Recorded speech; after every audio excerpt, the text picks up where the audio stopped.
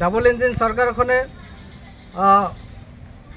অসমীয়াৰ তীব্ৰ আন্দোলন অসমীয়াই তীব্ৰভাৱে আন্দোলন কৰাৰ স্বত্তেও সেই আন্দোলনক আওকাণ কৰি তেওঁলোকে যি কা আইনখন আনিছিলে, সংবিধান বিৰোধী এখন আইন আনিছিলে, সেই আইনৰ ভিত্তিত আজি ধৰ্মৰ ভিত্তিত তেওঁলোকে বিদেশীক নাগৰিকত্ব দিবলৈ ওলাইছে।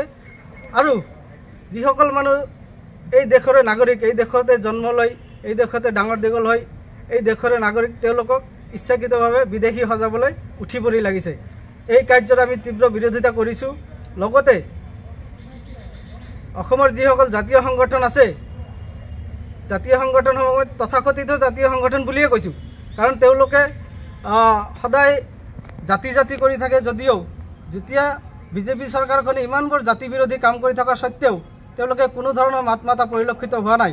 আজি আছুৱে নিজৰ অস্তিত্ব ৰক্ষাৰ কাৰণে অকল মুখেৰে অলপমান কৈ দিছে যে আমি ইয়াৰ বিৰোধিতা কৰিছোঁ, কিন্তু যি হ'ব লাগিছিল, কা আন্দোলন যেনেকৈ হৈছিল বা অসম আন্দোলন যেনেকৈ হৈছিল, আজি ঠিক একেধৰণৰ আন্দোলন হ'ব লাগিছিল। কিন্তু আজি ৭০টাকৈ জাতীয় সংগঠন থকাৰ পিছতো, ইমানবোৰ জাতি বিৰোধী কাম চলি থকাৰ পিছতো তেওঁলোকে সকলোৱে নিমাত।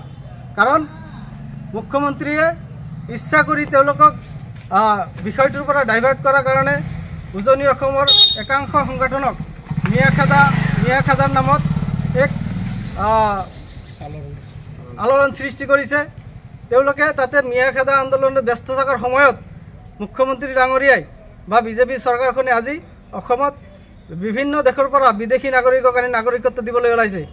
অথচ তেওঁলোকে আছে উজনি অসমত এই দেশৰ নাগৰিকক এঠাইৰ পৰা আন ঠাইলৈ খেদি দিয়াৰ আন্দোলনত ব্যস্ত হৈ আছে। গতিকে এই কাৰ্যসমূহ সম্পূৰ্ণৰূপে গৰিহণাৰ যোগ্য।